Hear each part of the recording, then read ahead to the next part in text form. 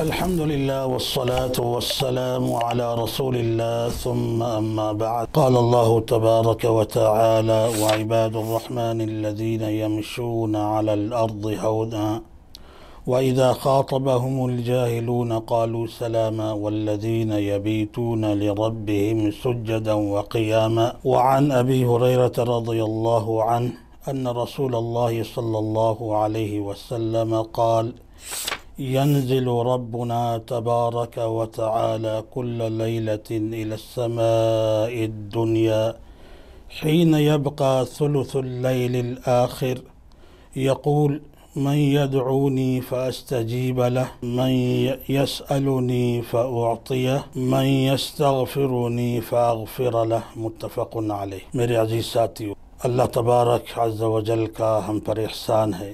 اللہ تعالی نے ہمیں ایسے ہی اعمال کی طرف رہنمائی کی ہے کہ ان اعمال سے ہم اللہ تبارک عز و جل تک آسانی سے پہنچ سکتے ہیں اور اپنے رب کو راضی کر سکتے ہیں۔ ان اعمال میں سے تہجد کی نماز ہے۔ تہجد کی نماز بہت عظیم عمل ہے۔ اللہ تبارک عز و جل جس کو توفیق عطا فرمائے۔ کیوں؟ اس لیے کہ اللہ تبارک عز و جل تہجد کے ٹائم پہ پہلے آسمان پر تشریف فرما کر 3 اعلان کرتے ہیں۔ وہ 3 اعلان کے ہم سب جواب کے محتاج ہیں۔ حدیث شریف میں رسول اکرم صلی اللہ علیہ وسلم سے جیسے حضرت ابو ہریرہ روایت کرتے ہیں کہ رسول اللہ صلی اللہ علیہ وسلم نے فرمایا: ہر رات جب رات کا 1/3 حصہ آخری باقی رہ جاتا ہے تو ہمارا رب تبارک و تعالی آسمان پر اترتا ہے اور اعلان فرماتا ہے: ہائے کوئی مجھ سے دعا کرنے والا، میں اس کی دعا کو قبول کر دوں۔ اب آپ اندازہ کریں کہ ہم میں سے کتنے محتاج لوگ ہیں، مختلف حاجتوں کے لیے پریشان ہے۔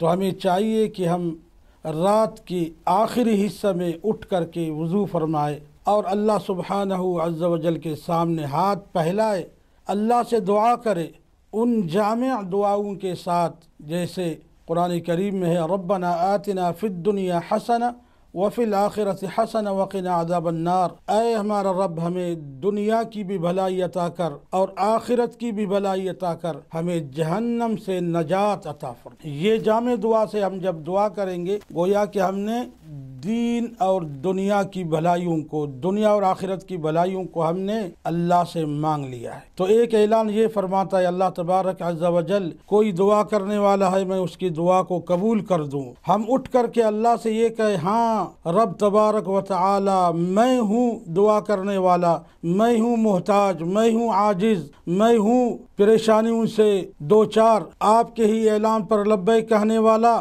میں دعا کرتا ہوں مجھے فلان پریشانی سے نکال دے، مجھے میری فلان ضرورت کو پوری کر دے۔ اور اس جیسے جامع دعا میں نے عرض کی، اس دعا کے ذریعے سے ہم اللہ تبارک عز و جل سے دعا کریں۔ اور دوسرا اعلان اللہ تبارک عز و جل یہ فرماتا ہے: کوئی ہے سوال کرنے والا محتاج انسان، میں اس کو وہ عطا کر دوں۔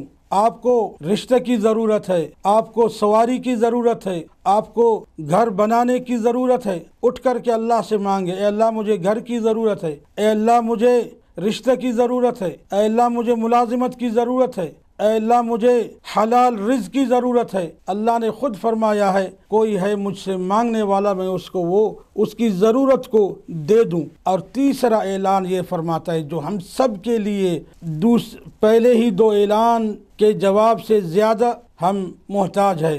اللہ تبارک عز و جل فرماتا ہے: کوئی ہے مجھ سے بخشش طلب کرنے والا، میں اس کو معاف کر دوں، بخش دوں، اور اس کو معاف ہونے والوں میں سے میں لکھ دوں۔ من یستغفرنی فاغفر له، کوئی ہے یہ کہنے والا: اللہم انی استغفرک، اے اللہ میں آپ سے معافی طلب کرتا ہوں۔ جب ہم تہجد کے ٹائم پہ اٹھ کر کے اللہ سے معافی مانگیں گے، اللہ تبارک عز و جل ہمیں معاف۔ حدیث شریف میں آتا ہے: ایھا الناس افشوا السلام، اے لوگو سلام کو پھیلاؤ، عام کر دو، کسی کے پاس سے بھی آپ گزرو اس کو سلام کر دو۔ وَأَطْعِمُوا الطَّعَامَ، اور کھانا کھلاؤ۔ حسب ضرورت انسان، حسب استطاعت لوگوں کو کھانا کھلائے۔ وَصَلُّوا بِاللَّيْلِ وَالنَّاسُ نِيَامٌ تَدْخُلُونَ الْجَنَّةَ بِسَلام۔ حدیث شریف میں آتا ہے کہ رات کے ٹائم پہ نماز پڑھا کرو، یعنی تہجد کی نماز پڑھو تو سلامتی کے ساتھ جنت میں داخل ہو جاؤ۔ آج لوگ پریشان ہیں کہ کیا میں جنت کے اہل میں سے بن سکتا ہوں کہ نہیں۔ آپ رسول اکرم صلی اللہ علیہ وسلم کی اس حدیث پر عمل کرے اور یقین کرے کہ آپ جنت کے اہل میں سے بن سکتے ہیں۔ رسول اللہ نے فرمایا کہ رات کے ٹائم پہ نماز پڑھا کرو، سلامتی کے ساتھ جنت میں داخل ہو جاؤ۔ تو میرے بھائیو، کم از کم ہم اٹھے، وضو کرے اور 2 رکعت اذان سے پہلے ہم پڑھے۔ اللہ تبارک عز و جل سے اپنے لیے اور مسلمانوں کے لیے دنیا اور آخرت کی بھلائیوں کے لیے دعا کرے۔ اللہ تبارک و تعالی ہم سب کو سننے کے بعد عمل کرنے کی توفیق عطا فرمائے۔ وصلی اللہ وسلم علی رسول اللہ محمد وعلی آلہ وصحبہ اجمعین۔ والسلام علیکم ورحمۃ اللہ وبرکاتہ۔